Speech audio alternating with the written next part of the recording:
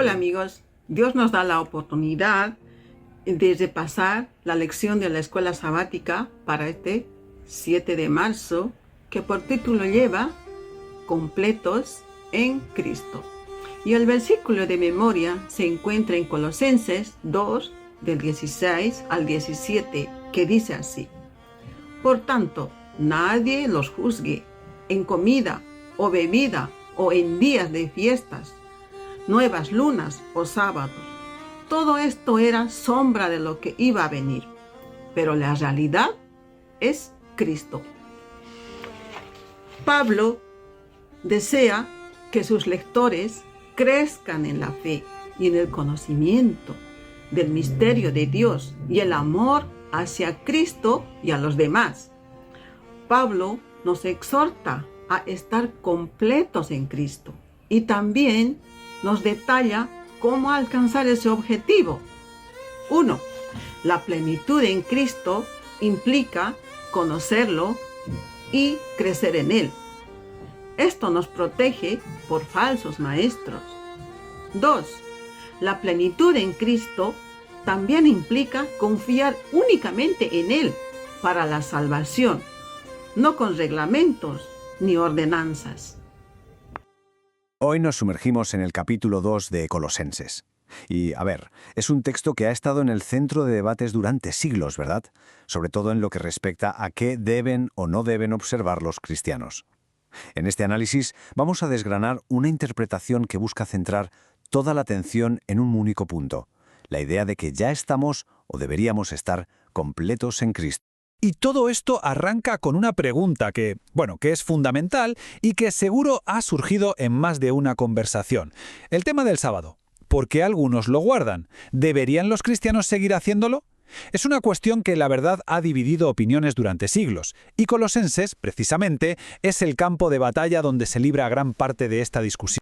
Y aquí lo tenemos, el versículo clave, el que está en el centro de todo. Dice: por tanto, nadie los juzgue en comida o bebida, o en días de fiesta, nuevas lunas o sábados. Todo esto era sombra de lo que iba a venir, pero la realidad es Cristo. A simple vista uno podría pensar que está bastante claro, ¿no? Pero cuidado, el análisis que estamos siguiendo nos lanza una advertencia muy seria. Si sacamos esto de su contexto, corremos el riesgo de malinterpretar por completo lo que Pablo quería decir. Así que la pregunta es obligada: ¿cuál era ese contexto? Pues para desentrañar todo este lío vamos a seguir una ruta muy clara. Primero veremos qué pasaba en la iglesia de Colosas, cuál era la confusión. Después, la solución que da Pablo, que es Cristo. Luego nos meteremos de lleno en esa imagen de algo clavado en la cruz. Seguiremos con la idea de la sombra frente a la realidad. Y para terminar, veremos cómo se aplica todo esto en la práctica. Muy bien, pues vamos a la primera parte. Una iglesia en confusión. Hay que entender el problema al que se enfrentaba el apóstol Pablo. Y es que él no escribía cartas al aire, ¿sabes? Se dirigía a gente real, a una comunidad concreta en Colosas, que estaba lidiando con una serie de enseñanzas que la verdad los estaban desviando de lo más importante del Evangelio. Y aquí es donde la cosa se pone interesante, porque no se trataba de un solo error. Era como un cóctel de ideas. Había filosofías, vanas sutilezas, tradiciones de hombres, reglas sobre festividades, incluso adoración de ángeles. Una mezcla de legalismo y misticismo. Según la interpretación que seguimos, estos maestros, que a lo mejor hasta eran bien intencionados, estaban consiguiendo que la gente se enfocara en todo, excepto en lo único que importaba: Cristo. Entonces, ¿cómo responde Pablo a toda esta confusión? Pues no lo hace con otra lista de reglas, que es lo que uno podría esperar. No. Su solución es, en el fondo, radicalmente simple y a la vez súper profunda. Es Cristo. Todo se resume en Él. Esa es la idea central, el eje sobre el que gira toda la carta a los colosenses. Y esta cita lo deja clarísimo. Dice que en Cristo están escondidos todos los tesoros de la sabiduría y el conocimiento. Todos. La idea es que si tienes a Cristo, lo tienes todo. No necesitas, complementos, ni filosofías raras, ni rituales extra. La plenitud, insiste Pablo, ya la tienes. Está. Y con esto en mente llegamos a la parte más controvertida del capítulo, lo de clavado en la cruz. La pregunta del millón es: si algo fue abolido en la crucifixión, ¿qué fue exactamente? La respuesta que demos a esto, la verdad, va a condicionar cómo entendemos todo lo demás. El pasaje clave es el versículo 14, que habla de anular el acta de los decretos que había contra nosotros. Y aquí, la palabra decretos u ordenanzas es la pieza clave del puzzle, porque según este análisis, la palabra griega que se usa aquí no se refiere a cualquier ley, sino a un tipo de ley muy específico. Y aquí es donde se hace una distinción que es fundamental para todo el argumento.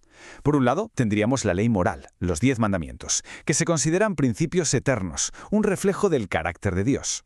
Y por otro, la ley ceremonial, que estaba llena de ritos, sacrificios, símbolos, que eran una especie de sombra que apuntaba a algo que iba a venir después. Entonces, la conclusión a la que llega este análisis es bastante clara. Lo que se clavó en la cruz, lo que quedó obsoleto, fue ese sistema ceremonial. ¿Por qué? Porque su propósito, que era señalar a Cristo, ya se había cumplido. Sin embargo, la ley moral, los 10 mandamientos, que el propio Pablo usa en otros sitios para definir qué es el pecado, esa seguiría totalmente vigente. Y para que esto quede todavía más claro, Pablo usa una metáfora potentísima. Es la idea de la sombra frente a la realidad.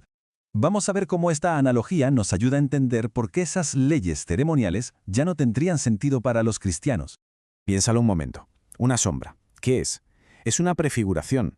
Apunta a un objeto real, pero no es el objeto. Si ves venir la sombra de una persona por la esquina, sabes que esa persona está a punto de aparecer. Una vez que llega la persona, la realidad, ¿a que ya no te quedas mirando la sombra? Pues esa es la idea. Las prácticas ceremoniales, las fiestas, los sacrificios, todo eso era la sombra. ¿Y la realidad? La realidad es Cristo. Y ahora, claro, esta lógica se aplica directamente al tema del sábado. Aquí se argumenta que es vital, es crucial hacer una distinción. Había sábados ceremoniales, que eran fiestas anuales y que sí, formaban parte de esa sombra. Pero luego está el sábado semanal, el del cuarto mandamiento. Según esta interpretación, este sábado se instituyó en la creación, antes de que el pecado entrara en el mundo. Por lo tanto, no podía ser una sombra del plan de redención. Sería más bien un memorial de la creación de Dios. Muy bien, una vez que Pablo ha puesto toda esta base teológica sobre la mesa, pasa a lo práctico, al día a día. Y para ello, vuelve a usar otra metáfora muy visual, muy potente, la de una planta. Es su forma de describir cómo es una vida cristiana sana y en crecimiento. Y describe un proceso, un camino de crecimiento espiritual. Primero, recibir a Cristo. Segundo, andar en Él. Tercero, y aquí está la imagen, ser arraigados y sobreedificados. Y cuarto, ser confirmados en la fe. Es un proceso totalmente orgánico, no es algo estático. Igual que una planta necesita raíces fuertes en buena tierra para no caerse con el primer soplo de viento, el creyente necesita estar arraigado en Cristo para no ser zarandeado por cualquier nueva filosofía o enseñanza que aparezca. La advertencia final que se extrae de aquí es demoledora. Aceptar estas enseñanzas que no vienen de la Escritura es como convertirse en una planta artificial. Por fuera puede dar el pego, parecer muy real, muy bonita, pero le falta lo más importante: no tiene vida.